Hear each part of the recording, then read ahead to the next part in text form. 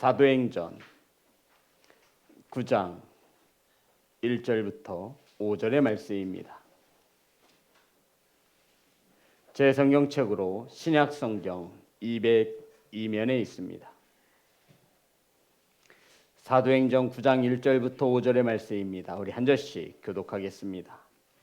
사울이 주의 제자들에 대하여 여전히 위협과 살기가 등등하여 대제사장에게 가서 다메섹 여러 회당에 가져갈 공문을 정하니 이는 만일 그 도를 따르는 사람을 만나면 남녀를 막론하고 결박하여 예루살렘으로 잡아오려 함이라. 사울이 길을 가다가 다메섹에 가까이 이르더니 호련히 하늘로부터 빛이 그를 둘러 비추는지라. 땅에 엎드러져 들음에 소리가 있어 이르시되 사울아 사울아 내가 어찌하여 나를 박해하느냐 하시거늘 5절 다 같이 합니다. 시작. 대답하되 주여 누구시니이까 이르시되 나는 내가 박해하는 예수라. 아멘. 기도합니다. 하나님 말씀을 선포합니다. 사람의 생각이 세상의 언어가 전하여지지 않게 하시고 온전히 하나님의 말씀이 바르게 선포될 수 있도록 성령께서 일하여 주옵소서.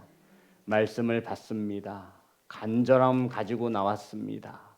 하나님의 말씀이 들려짐에 깨달아지게 하시고 하나님 말씀 가운데 임하여 주시옵소서. 예수님의 이름으로 기도드렸습니다. 아멘. 인사 나누겠습니다. 사랑합니다. 축복합니다. 사랑하고 축복합니다. 오늘 함께 나누실 말씀의 제목은 나는 내가 박해하는 예수라. 따라하겠습니다. 나는 내가 박해하는 예수라. 우린 지난 시간 유대인 중에 유대인인 사울이, 바울이 되기 전에 사울이, 유대교를 신봉하는 사울이 예수님을 믿는 자들을 잡아서 예루살렘으로 압송해 오기 위하여 대제사장에게 공문을 청하였다라고 은혜를 나누었습니다. 다메섹에 가서 예수님의 도를 믿는 자들을 잡아다가 예루살렘으로 끌고 오기 위하여 대제사장에게 공권력을 허용해 달라고 하는 공문을 청한 것입니다. 성도 여러분, 사도 바울은 완벽한 유대인이었지만, 유대교인이었지만 완전한 그리스도인으로 변화되어지는 것입니다. 오늘 본문의 말씀에는 사도 바울이 살기 등등하여, 성도 여러분, 이 살기가 등등했다라고 하는 이 등등이 어떤 뜻이냐면 향기가 나는 거예요. 그러니까 살기, 사람을 죽이려고 하는 것이 옆에서 물씬 풍겨났다라는 것이죠. 오늘 성경에 보면 우리 1절을 보면 다 같이 합독합니다. 시작. 사울이 주의 제자들에 대하여 여전히 위협과 살기가 등등하여 대제사장에게 가서 위협과 살기가 이 몸에서, 눈빛에서, 언어에서, 행함에서 계속해서 바람에 흩날리듯이 묻어났음을 말하고 있는 것입니다.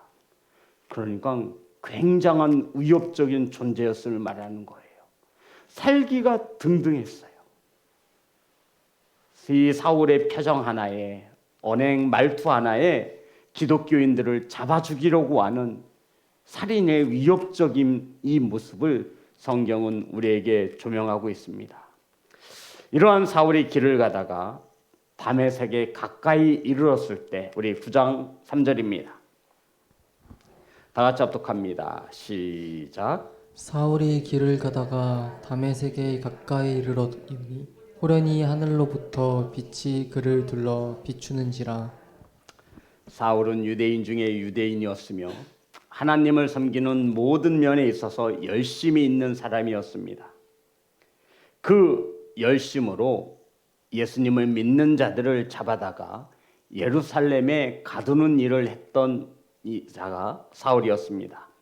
그런데 이 사울이 다메섹으로 가고 있었습니다. 다메섹은 오늘날 시리아의 수도인 다마스쿠스를 말합니다.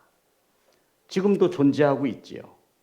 기독교인들을 붙잡기 위해요 대제사장이 공문을 받아서 지금 다메섹으로 가던 중에 예수님을 만났습니다. 성도 여러분, 예수님께서는 이미 부활하셨기 때문에 우리 눈에 보이지 않는 모습으로 오늘 성경에 나타나고 있습니다. 저와 여러분이 예수님을 실제적으로 우리의 눈으로 예수님의 모습을 보는 것은 딱 두 가지의 경우를 제외하고는 없을 겁니다. 하나님 나라에 갈 때, 이게 첫 번째죠. 그리고 두 번째는 주님이 재림하실 때. 우리는 이 두 경우를 제외하고는 우리가 직접 예수님의 얼굴을 보거나 예수님을 대면하는 일은 없을 것입니다. 그래서 오늘 성경에 보면 그 예수님이 사도 바울에게 어떻게 현현하시냐면 밝은 빛으로 나타내셨다라고 성경은 말하고 있습니다. 성도 여러분, 사울에게 나타난 예수님의 모습은 하늘로부터 호련한 빛이 호련히 하늘로부터 이 사울을 둘러쌌다라고 성경은 기록하고 있습니다. 근데 이 호련히 하늘로부터 나타난 이 빛은 너무나 강렬한 빛이었습니다. 성도 여러분, 우리가 사는 이 세상에서 가장 강한 빛이 어떤 빛이죠?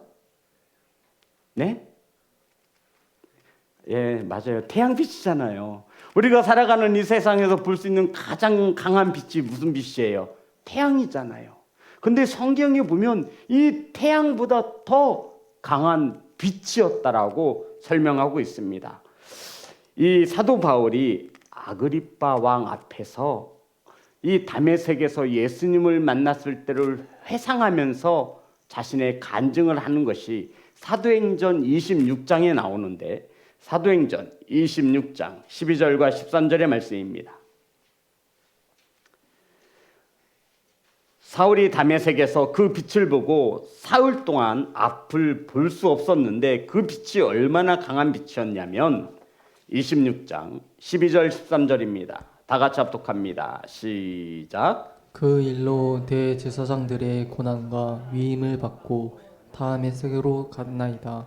왕이여, 정오가 되어 길에서 보니 하늘로부터 해보다 더 밝은 빛이 나와 내 동행들을 둘러 비추는라.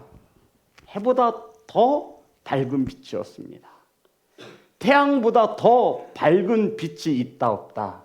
있다라고 말씀하고 있는 것이죠. 바로 예수님께서 해보다 더 밝은 빛으로 사울에게 임하셨다라고 성경은 가르쳐주고 있는 것입니다.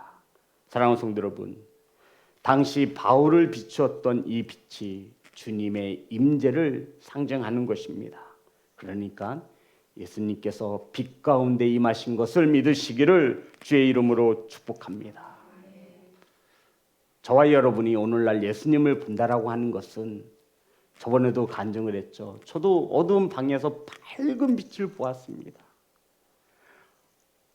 눈을 가지고 눈을 뜨고는 그 빛을 도저히 쳐다볼 수 없는 너무너무 강렬한 빛이었습니다. 사랑하는 성도 여러분, 왜 많고 많은 어떠한 사물이나 성령의 역사 가운데 주님께서 사울에게 빛으로 임하셨을까? 성도 여러분, 빛의 반대말이 뭐죠? 어둠입니다. 사울은 진리를 알지 못한 채 어두운 가운데 살아가고 있던 자가 바로 사울이었습니다. 이러한 사울에게, 진리를 알지 못하는 사울에게, 어두운 가운데 살아가던 이 사울에게 주님이 태양보다 해보다 더 밝은 빛으로 이 사울을 비추어 주신 것입니다.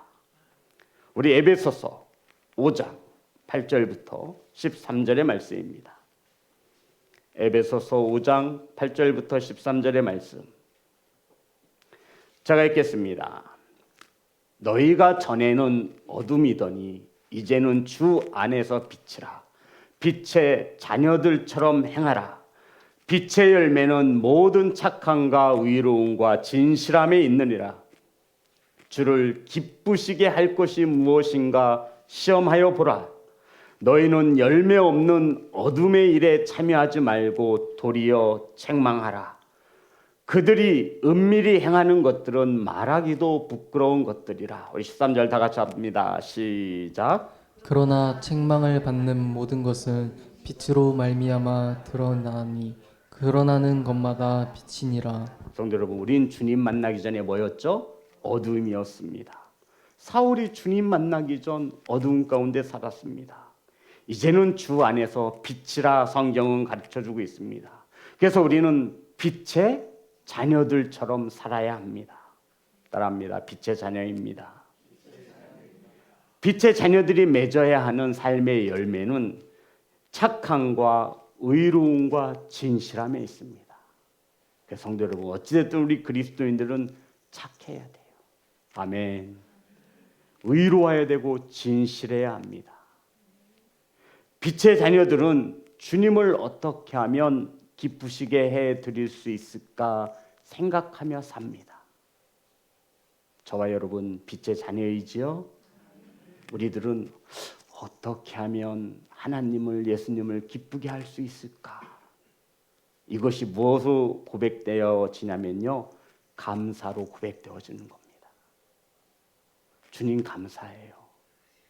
성도 여러분, 우리는 세상을 기쁘게 하려고 살아가는 사람들이 아니에요.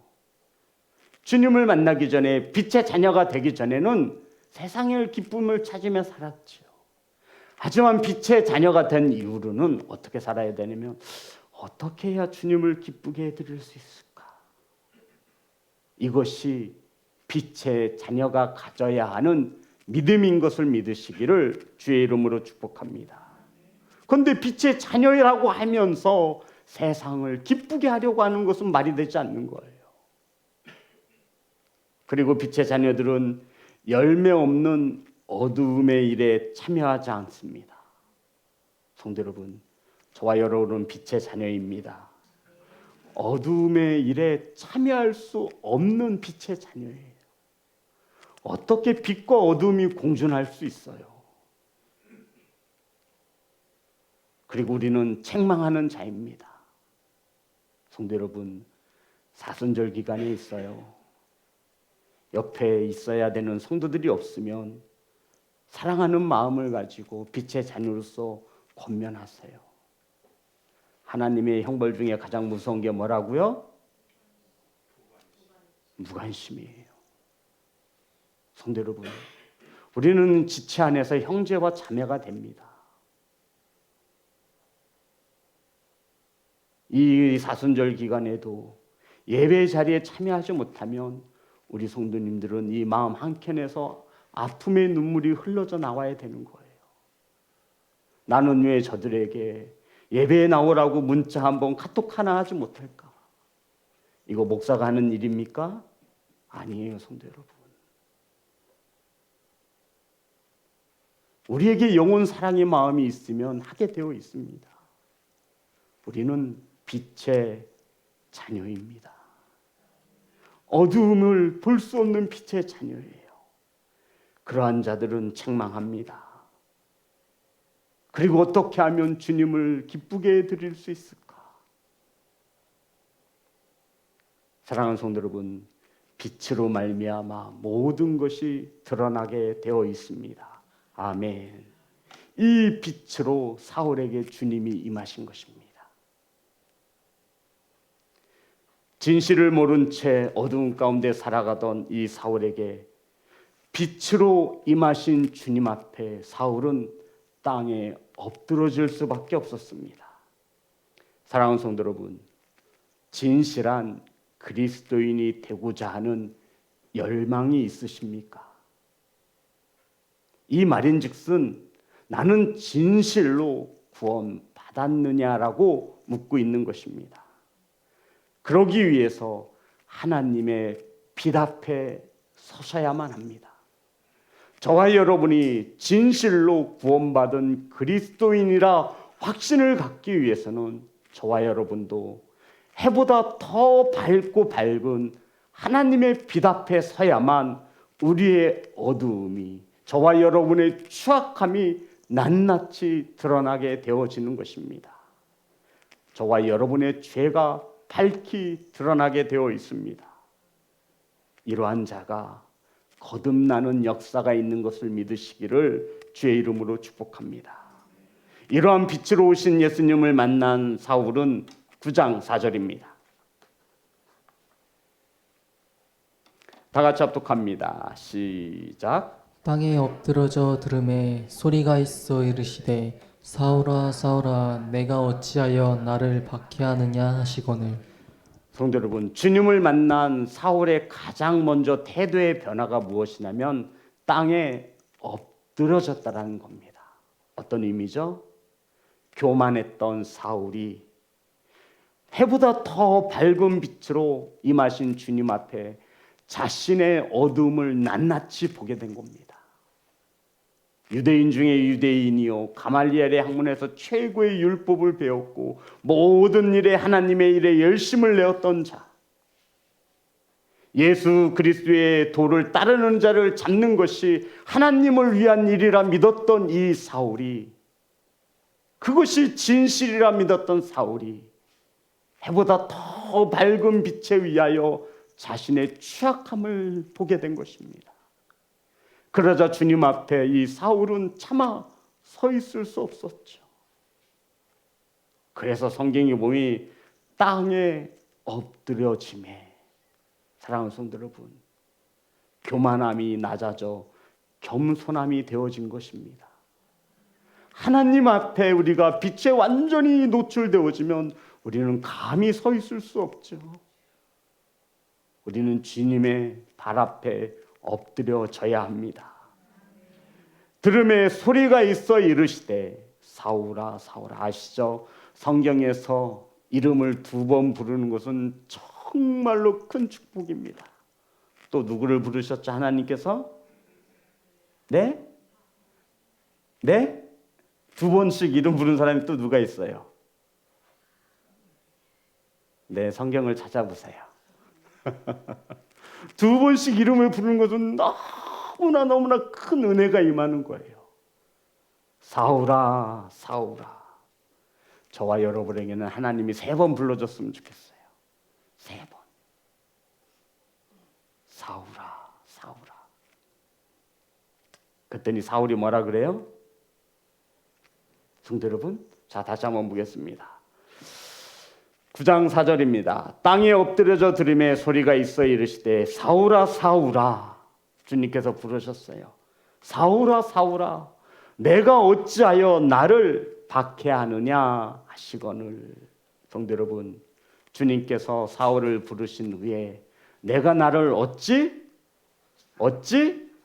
박해하느냐. 박해라고 하는 단어의 뜻을 우리는 분명히 알아야 합니다. 이 박해는 헬라어로 디오크라고 합니다. 디오크. 이것은 추격하다라고 하는 단어에서 나왔어요. 어떤 뜻이냐면 제가 저 사람을 끝까지 쫓아가서 추격해서 죽이려고 하는, 사람을 생명을 빼앗으려고 하는 목적을 가지고 추격하는 거예요. 그러니 성도 여러분, 앞에 도망가는 자는 마음이 어떻겠어요? 이건 하루하루 살아도 사는 게 아니에요. 붙잡히면 어떻게 되는 거예요? 죽는 거예요. 이게 박해라고 하는 단어예요. 주님께서 사울에게 디우크, 너는 나를 어찌하여 박해하느냐? 너는 나를 어찌하여 쫓아와서 나를 죽이려 하느냐? 주님이 이렇게 물으신 거예요. 성도 여러분, 교회를 어렵게 한 것은 주님을 어렵게 한 것인 줄 믿습니다. 예수님을 믿고 따르는 형제를 아프게 한 것은 예수님을 아프게 한 것입니다. 무슨 말이죠? 사울은 예수님을 박해한 적이 없어요. 예수님 부활하셨어요. 단지 사울은 예수 그리스도의 도를 믿는 자들을 박해했을 뿐이에요. 이해되시는 거죠? 이 말씀이 이해되시는 거죠? 제자들을 박해했을 뿐이에요. 돌에 맞아 죽는 스데반의 일에 앞장섰을 뿐이에요. 저와 여러분 예수님을 박해하신 적이 있어요? 천부당 만부당이죠. 저와 여러분이 어떻게 예수님을 박해해요? 이 박해라고 하는 단어를 한문으로 한번 풀어보면 핍박할 박에 해자를 써서 박해라고 합니다. 이것은 어떤 뜻이냐면 물리적인 압력이나 힘을 가해서 그 상대방에게 해를 끼치는 것을 박해라고 하는 거예요. 성도 여러분, 물리적인 힘. 저와 여러분이 등치가 세다고 해서 힘이 세서 예수님의 얼굴을 때린 적이 없잖아요. 그렇죠? 예수님이 어디 하나로 손가락을 부러뜨린 적이 없잖아요. 사울은 예수님을 박해한 적이 없다고요. 그런데 주님께서 지금 뭐라 그래요? 사울아 사울아 내가 어찌하여 나를 박해하느냐. 사울은 그리스도의 도를 믿는 자들을 박해했을 뿐이에요. 사랑하는 성도 여러분, 근데 주님은 누구를 박해한 것이래요? 예수님을 박해한 것이라 말씀하고 있어요. 4절 5절입니다. 다 같이 합독합니다. 시작. 땅에 엎드러져 들음에 소리가 있어 이르시되 사울아 사울아 내가 어찌하여 나를 박해하느냐 하시거늘 대답하되 주여 누구시니이까 이르시되 나는 내가 박해하는 예수라. 성도 여러분, 사울이 박해한 자가 누구래요? 예수님이래요. 사울아 사울아 내가 어찌하여 나를 박해하느냐라고 하는 음성이 들렸을 때 사울이 주여 누구시니까? 그랬더니 사울을 부르신 이가 누구라고 말씀하죠? 나는 내가 박해하는 예수라. 성도 여러분, 다시 한번 말씀드려요. 사울은 예수님을 박해한 적이 없어요. 교회를 박해한 거죠. 예수 그리스도의 복음을 믿는 자들을 때렸을 뿐이에요. 옥에 가뒀을 뿐이에요. 그런데 주님은 자신을 박해했다라고 말씀하고 있는 거예요. 성도 여러분, 우리가 한 지체 안에서 누군가의 뒷담화를 했어요. 아유, 집사가 사순절인데 기도도 안 나오고 예배도 안 나오고 신앙생활을 저렇게 하면 어떡해? 주님을 박해한 거래요. 장로가 돼가지고 목사가 돼가지고 주님을 박해한 거래요. 이 교회는 사랑이 없어. 절대 그런 말 하지 마세요. 참으로 어리석은 성도예요. 교회는 저와 여러분이 판단할 그 가치가 아니에요, 성도 여러분. 주님의 피값으로 세우신 교회에 침을 뱉는 격이에요. 그 교회는 사랑이 없어. 주여, 참으로 어리석은 말입니다. 주님은 말씀하시는 거예요. 그것이 나를 박해했다라는 거예요. 예수님을 믿는 한 형제에 대하여 상처를 준 것은 주님에게 상처를 준 거라 말씀하고 있는 거예요. 그러니 저와 여러분이 열심을 가지고 하나님을 일을 한다고 하지만 누구처럼? 사울처럼 다메섹까지 가서 예수님을 믿는 자들을 잡아다가 예루살렘으로 다시 끌고 올 정도이니 그 열심이 누구를 박해하는 일이었어요? 예수 그리스도. 성도 여러분, 이거 억울해서 어떻게 해요? 우린 나름대로 충성하고 순종해서 나름 하나님의 일을 열심히 했다라고 생각하고 있는데 주님이 말씀하시는 거예요. 내가 나를 어찌하여 박해하느냐? 주님, 나는 주님을 향해 손가락질한 적도 없고 주님을 때린 적도 없고 주님의 발을 걸어서 넘어뜨린 적도 없고 주님을 죽이려고 쫓아간 적도 없는데 어찌하여 나를 박해했다고 주님을 박해했다고 하십니까? 교회에 대하여 험담하고 비판하고 판단하고 지체인 형제 자매에 대해서 정죄하고 판단한 거, 그 누군가의 영혼의 마음을 아프게 한 거, 주님에게 한 것이라 말씀하고 있는 것입니다. 사랑하는 성도 여러분, 하나님을 박해하는 일이 없기를 간절히 소망합니다. 그래서 항상 우리는 돌아보아야 합니다. 항상 우리의 신앙의 뒷길을 돌아보시기를 주의 이름으로 축복합니다. 나의 이 열심이 하나님을 박해하는 일에 쓰여지고 있지는 않은지. 성도 여러분, 사울이 예수님을 박해하는 일이라고 했으면 이렇게 열심을 내서 했을까요? 안 하죠. 나는 예외일 거다 생각하는 그 교만하고 악한 생각이 자리 잡아서는 안 돼요. 이 모든 일에 저와 여러분 예외는 없습니다. 오늘 메시지는 이것을 우리에게 가르쳐 주는 거예요. 우리 5절 말씀만 다 같이 합독합니다. 시작. 대답하되 주여 누구시니이까? 이르시되 나는 내가 박해하는 예수라. 5절 마지막 절이 어떻게 끝나죠? 나는 내가 박해하는 예수라 라고 끝나고 있는데 이어서 번역되어지는 말씀이 있어요. 그런데 우리나라 성경에는 없고요. 킹 제임스 번역 영어 성경에는 이렇게 기록이 되어집니다. 제가 불러드릴게요. 가시채를 뒷발질하기가 내게 고생이니라는 말씀이 생략이 되었어요. 근데 영어 성경인 킹 제임스 버전에는 이 말씀 그대로 번역이 되어집니다. 제가 뭐라고 불러드렸죠? 다시 한번 불러드릴게요. 쓰지 않으셔도 돼요. 가시채를 뒷발질하기가 내게 고생이니라. 5절에 나는 내가 박해하는 예수라 다음에 이 말씀이 번역이 생략이 됐어요. 안 써도 된다고 말씀드렸죠. 26장 사도행전 14절 15절에 똑같이 나와요. 사도행전 26장 14절 15절입니다.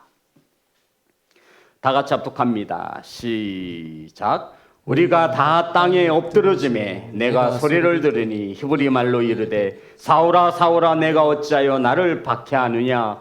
가시채를 뒷발질하기가 내게 고생이니라. 내가 대답하되 주님 누구시니까? 주께서 이르시되 나는 내가 박해하는 예수라. 아멘. 나와요 안 나와요?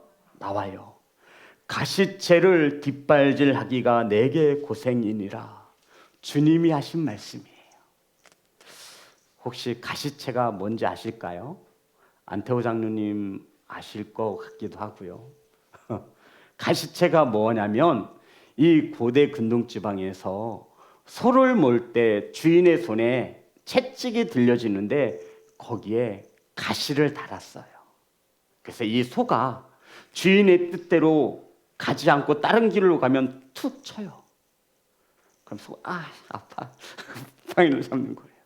주인의 뜻에 따라 이 소가 일을 하지 않아요. 툭 쳐요. 가시가 박혔으니 얼마나 아프겠어요.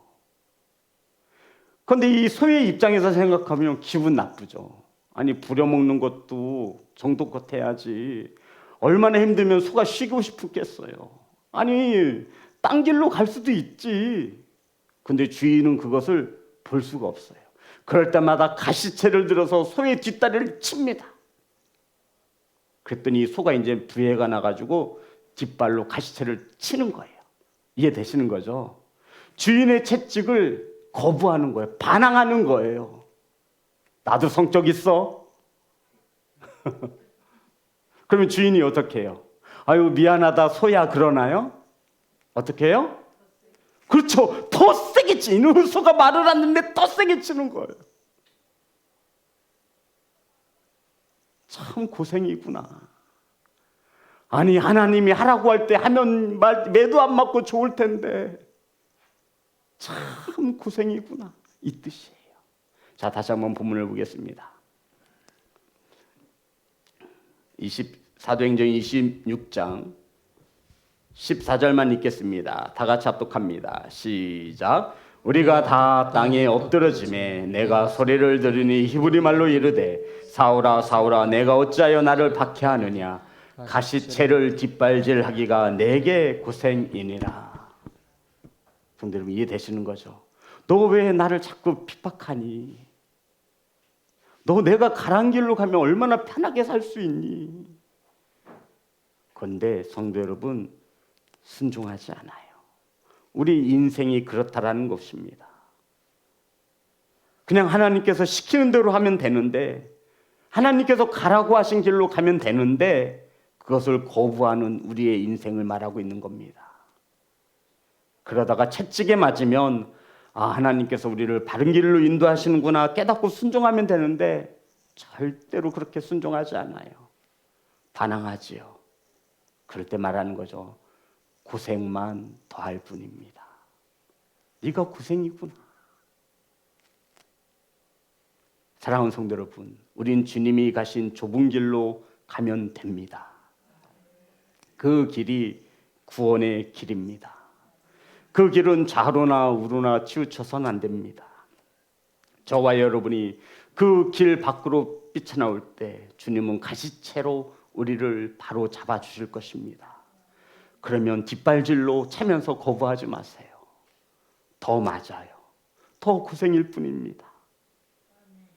사랑하는 성도 여러분, 사울은 진실을 외면한 채 자신이 믿는 유대교가 진실이고 기독교가 이단이라 하여서 예수님을 믿는 자들을 죽이는 일에 앞장을 섰던 자였습니다.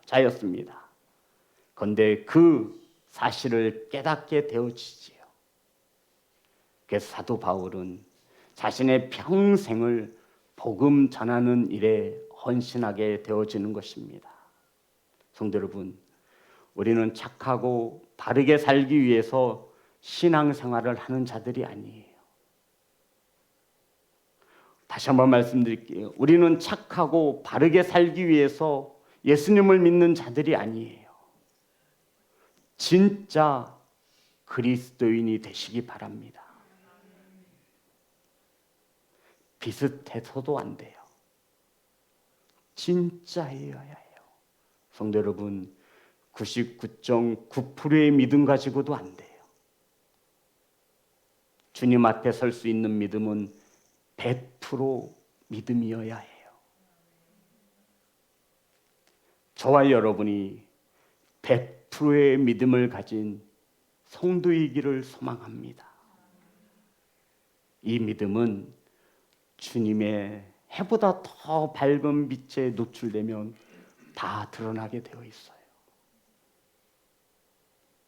진실한 그리스도인이 되고 싶거든 우리 내면을 진실되게 볼 수 있는 하나님의 빛 앞에 서시면 우리의 연약함이 보여질 것입니다. 사순절 기간은 그것을 경험하는 시간입니다. 사랑하는 시온성교회 성도 여러분, 하나님의 밝고 밝은 빛 앞에 자신을 내어드릴 수 있는 성도가 되시기를 주의 이름으로 축복합니다. 우리 하나님 앞에 찬양하며 나아갑니다.